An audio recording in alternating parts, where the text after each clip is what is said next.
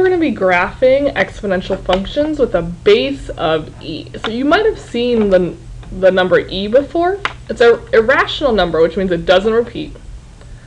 And it's defined as the number that this quantity approaches as n approaches infinity. So this just appears a lot in applications. It's very similar to another number that we've seen before, pi.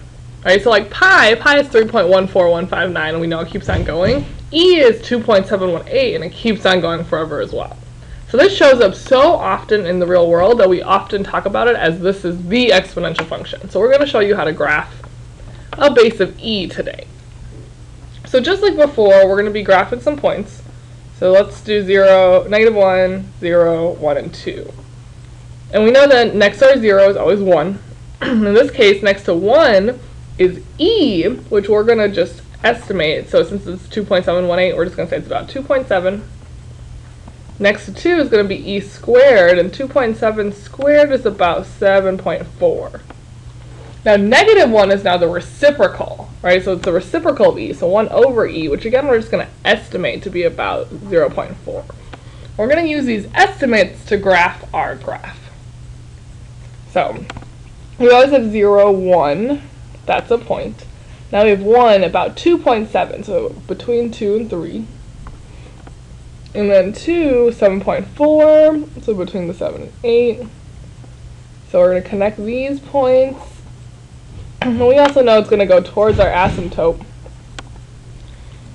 We have an asymptote at the y equals 0 line again, our x-axis. So our domain, just like all of our other graphs, is all real numbers. Our range starts at the asymptote, goes up, so it's from 0 to infinity. And our asymptote hasn't moved, it's y equals 0.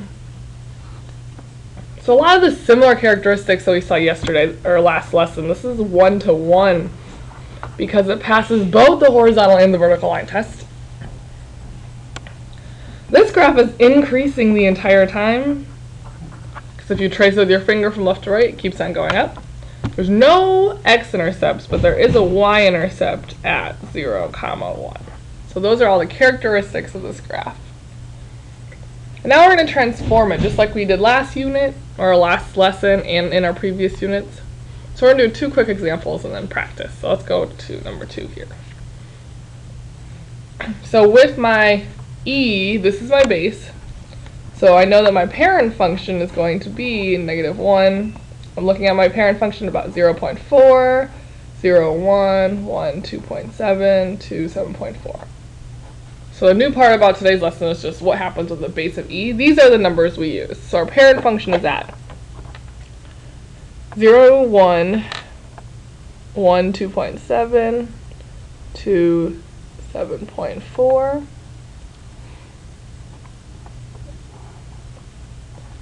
So this is my parent function.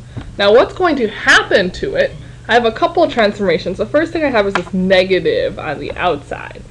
So if it's on the outside, it means it's affecting my y, which means this is a reflection across the x-axis. So I know I have an x-axis reflection. I also have this +5, which is on the outside, which means I'm moving everything up 5. And for my x-axis reflection, that's what I'm doing first. My x-axis is this one. So I'm going to reflect all my points across the x-axis. So this goes down here. This goes right here. And then 2, and this is going to go 7.5 right there. So I'm going to reflect them all across the x-axis. So now that it's pointing down instead of up. And now I'm going to move them all up 5. So all my points move up 5. 1, 2, 3, 4, 5. This one's halfway in between the 2 and the 3, so I'm just going to count halves. 1, 2, 3, 4, 5. 1, 2, 3, 4, 5. And my asymptote, which is at y equals 0, also got moved up 5, so now it's at y equals 5. So here's my asymptote. I'm going to connect all my points. And this is my new function, and let me highlight it so you can see which one it is. That's my new function right there. This is f of x. Cool. So domain, all real numbers. Range, it's pointing downward. So this is actually starting at -infinity and going up to 5. Still parentheses because it's a dotted line. It's an asymptote, so it never approaches it. Approaches it, but never touches it. My asymptote is y equals 5.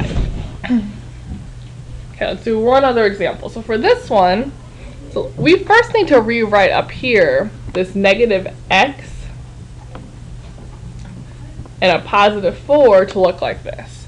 And like our previous transformations, you need to have a parentheses separating both of these. So instead of having a 4 minus x, this is actually going to be negative x minus 4 plus 1. So our parent function is still the same, right? So we still have a base of e. So we have negative 1, 0.4, 0, 1, 1, 2.7, 2, 7.4. And that's our original. So I'm going to draw that 1, 2.7, 2, 7.4.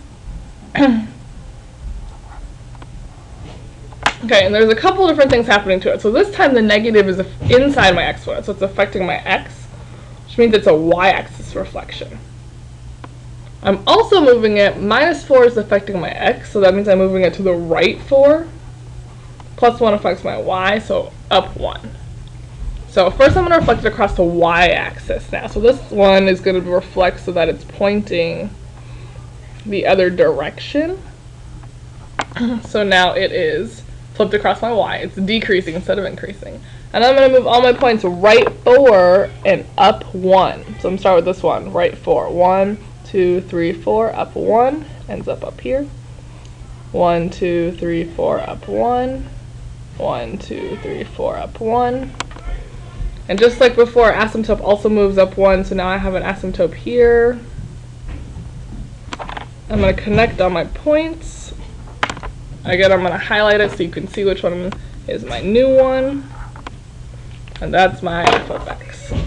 So my domain for this one is all real numbers. My range starts at my asymptote 1, goes to infinity. My asymptote is at y equals 1.